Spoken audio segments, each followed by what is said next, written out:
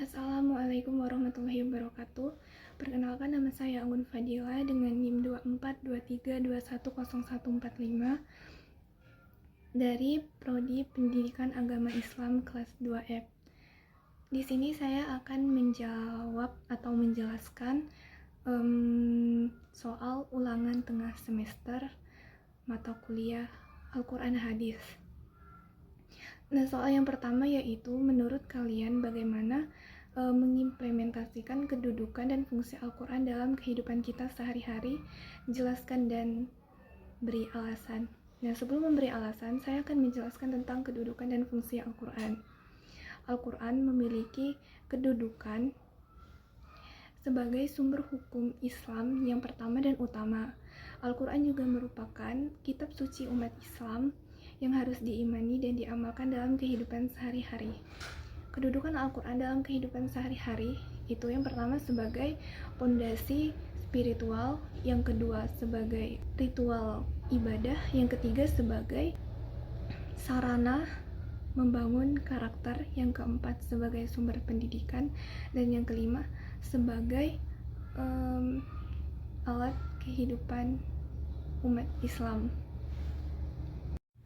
Nah, alasan mengapa Al-Quran sangat penting dalam kehidupan sehari-hari, karena Al-Quran merupakan pedoman hidup umat Islam yang dapat dijadikan dasar dalam kehidupan sehari-hari dan memiliki nilai-nilai universal yang tidak dapat berubah sepanjang zaman.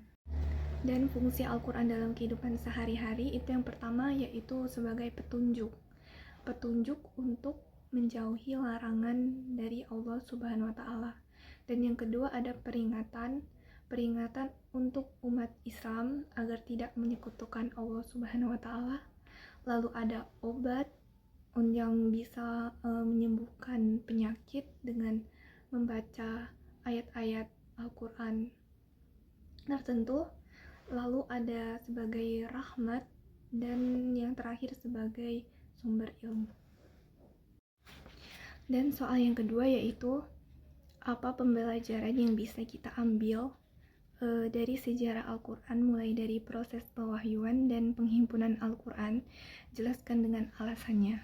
Nah, jawaban saya yaitu, sejarah Al-Quran dengan memberikan banyak pembelajaran seperti jangan rakus kekuasaan dan terlalu ambisius akibat dari perbuatan yang dilakukan, motivasi diri untuk menjadi pembela dan penyebar risalah Allah, dan meneguhkan hati umat Muhammad atas agama Allah Subhanahu wa Ta'ala.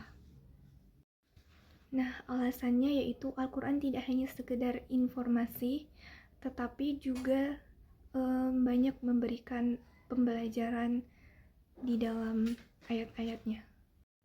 Nah, soal yang ketiga yaitu, Al-Quran menjadi mukjizat bagi Rasulullah SAW, dan apa pendapat saudara terhadap pernyataan Allah Subhanahu wa Ta'ala akan mempermudah semua urusan manusia yang menjadikan Al-Quran sebagai pedoman hidup? Jelaskan dan beri alasan. Nah, menurut saya maksud dari pernyataan tersebut adalah Al-Quran diturunkan Allah Subhanahu wa Ta'ala sebagai pedoman hidup setiap muslim, karena Al-Quran harus senantiasa dibaca, dipelajari, dipahami makna dan dijadikan dasar dalam kehidupan sehari-hari. Alasannya, untuk setiap hari membaca Al-Quran dan ilmu yang lengkap, bermanfaat, dan